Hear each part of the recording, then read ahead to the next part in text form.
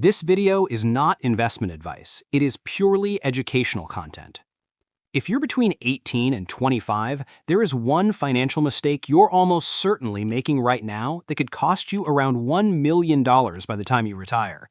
It's not your student loans, it's not your rent, and it's not your job. It's something far simpler. You're not starting to invest early enough. You think you're too young to worry about money? Great! Keep thinking that while your future self works until 70, stressed and broke. The system loves you for it. Banks, credit card companies, and lifestyle marketers all profit from your delay. You're not living in the moment. You're just signing away your future wealth. Let's put real numbers on this. Imagine you're 22 years old and you start investing $200 per month in a low-cost index fund that averages about 7% annual returns after inflation. By the time you're 65, that simple habit turns into roughly $1.1 million. Now imagine you wait just 5 years and start at 27 instead. Same $200 per month, same 7% return. By 65, you end up with about $700,000. That's a difference of $400,000 lost just because you delayed.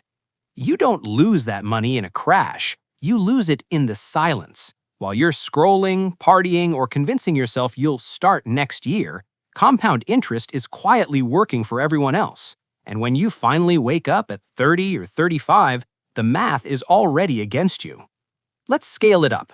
If you can invest $500 per month starting at 22 with the same 7% return, you're looking at around $2.8 million by 65. If you wait until 27, that same amount only grows to about $1.7 million. That's more than $1 million in lost wealth, all because of a 5-year delay. You don't have $200 or $500 to invest? Sure you don't. You have $100 for Netflix, $80 for drinks, and $150 for a new phone every 2 years. You always have money for consumption. You just don't have the discipline for investment. Here's another way to look at it. A 2019 Fidelity study found that people who started investing in their 20s, even with small amounts, ended up with 2 to 3 times more than those who waited until their 30s or 40s. The key wasn't higher income or smarter stock picks. It was simply starting earlier and letting time do the work. You think the rich got rich by waiting? No, they started early, stayed consistent, and let compounding do the heavy lifting. Meanwhile, the average person waits for the perfect moment that never comes. Let me tell you a quick story. Meet Sarah. She started investing at 20 with $100 per month in a broad market ETF. By the time she turned 50, her portfolio was worth about $250,000. Her best friend, who waited until 25 to start with the same amount, only had around $140,000 at 50. That gap isn't luck, it's pure math. Now imagine Sarah had started at 18 instead of 20. That gap would be even wider. The earlier you start, the more each dollar you invest earns for you. Every year you delay is a year you're effectively burning money. Another example. John, 19, working a part-time job. He decided to invest $150 per month in a total market index fund. By the time he was 35, his portfolio had grown to about $100,000, even though he never earned a huge salary. His peers who waited until their late 20s or early 30s to start investing were still far behind him, despite making more money. You can't catch up later with sheer effort. You can only minimize the damage.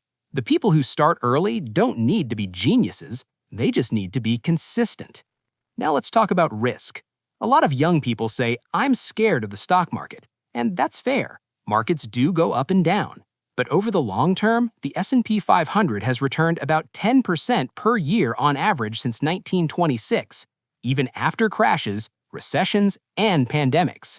The key is to stay invested and avoid panic selling. If you're going to be scared of the wrong thing. Be scared of not investing at all. That's the real risk. That's the choice that locks you into a life of paycheck-to-paycheck stress.